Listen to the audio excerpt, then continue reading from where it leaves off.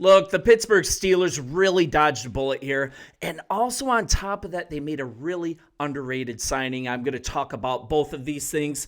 But let's get to the news on the player that just joined the team. And the player that I'm talking about is former Patriots defensive tackle Daniel Ekuale. A little bit about him. I think he's a quality defender added to this team, and he's also a replacement player, and he's really a talented run stuffer here. He racked up 36 tackles last season. 5 of those were either for a loss or no gain. But here's what I really love about this signing.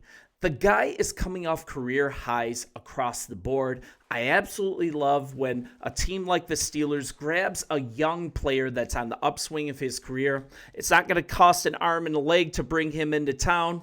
And on top of that, there's a little bit of a sweetener. The guy also tacked on 9 quarterback pressures as well. He's going to serve as mostly rotational piece on this defensive line, and he's going to likely come in predominantly on early downs. So let's talk about the player that he replaced. And the player I'm talking about is Larry Ogunjobi.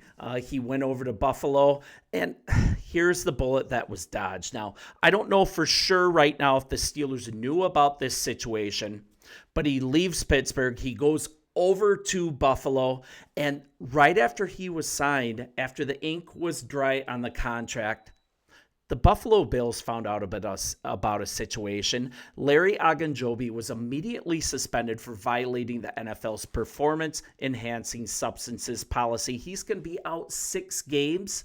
Now, I don't know for sure if Pittsburgh knew about this, but this is definitely a dodging of a bullet here. And now we have a guy like Daniel that can slip right in, and he's actually an upgrade. So this is really a win for the Pittsburgh Steelers.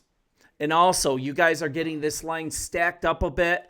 And with this signing of the big man, definitely fills a need. It's one of those moves also. It's not a huge big splash signing, right? He's not a Pro Bowler, but it's just one of those moves that improves the team noticeably over what they had before. These moves really matter as they stack up and stack up and stack up. And that's how you build a team in the trenches. And I think Ekuale was a really nice signing. Larry Ogunjobi, he is done. That experiment is done.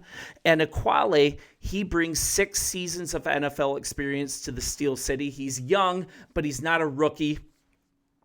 He has played he's had 6 sacks. He's had 91 combined tackles, 8 tackles for a loss, and he's appeared in 57 games and started 21 of them. And moving on from Ogunjobi looks like a really good idea. And our new 300-pound defensive tackle, he should be able to walk into Pittsburgh, play on your team as a security blanket.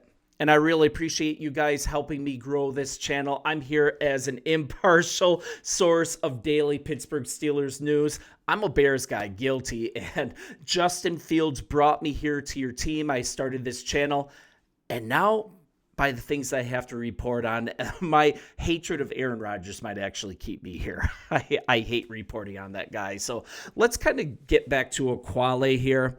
And we're looking at, I think this is really nice. And the Pittsburgh Steelers aren't done adding to this defensive line yet. At the Combine, they met with some big names. They met with first rounder Michigan's Kenneth Grant and also Walter Nolan from Ole Miss. So Ekuale is going to join a group that now includes names like Cam Hayward, Keanu Benton, Montravius Adams, DeMarvin Leal, Dean Lowry, Logan Lee. There's a lot of guys in the room, but I think Ekuale is going to be a welcome addition. And I think it bears mentioning kind of a little more on who this guy is.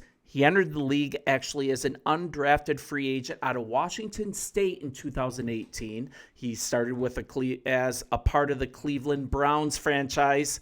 Didn't really get much playing time, but his sophomore campaign saw him start just 5 games for the Jaguars in 9-game appearances. He started getting a little bit of traction, and then he landed in New England. And that's where he played a rotational role on the Patriots defensive line for the next 2 years. He started 2021, his first year with the team. He came off the practice squad, and then the team really started to realize his potential. He started to become a contributor. He got 2 sacks in that season, and then he actually sat out the first 2 games of 2022. He had a suspension, and he just continued in this rotational role. He played every game for the remainder of the 2022 season, logged another 2 sacks, and then he started 2023 in the same role. Bad injury luck. He had a torn bicep, forced him to miss all but 3 games of the season. Fast forward to 2024, came back in as a fill-in starter because the Patriots had Christian Barmore dealing with a diagnosed blood clot issue. So this was really Ekuale's chance on the team. Ended up starting every game of the season, but one last year, the first serious playing time of his career, and he really came into his own here. He started to take off. He only had 1 sack. He matched career highs, though, in tackles for loss with 2, quarterback hits with 3, and he just vastly improved his tackling numbers, career high 52 combined tackles. And that's what I really like. As far as looking at it from like a PFF ranking, I mean, I've watched a little bit of his tape. I think he's going to be a quality rotational guy for you guys. But if you look at PFF, I want to be fair here. He ranked 52nd out of 118 interior defenders, whatever that really means. I like going by the eye test, but PFF grades him out as like an average defensive tackle, but that's actually his rating all the way since his rookie season in 2017. I don't have the stat right in front of me of what he ranked specifically last year, but just going by the eye test, I think you got a really nice piece. I think you have a nice rotational player for this defensive line who has starters experience from last year. If something happens like what happened for the Patriots, he can come in like in a pinch and he can really put up some nice tackling numbers for you guys.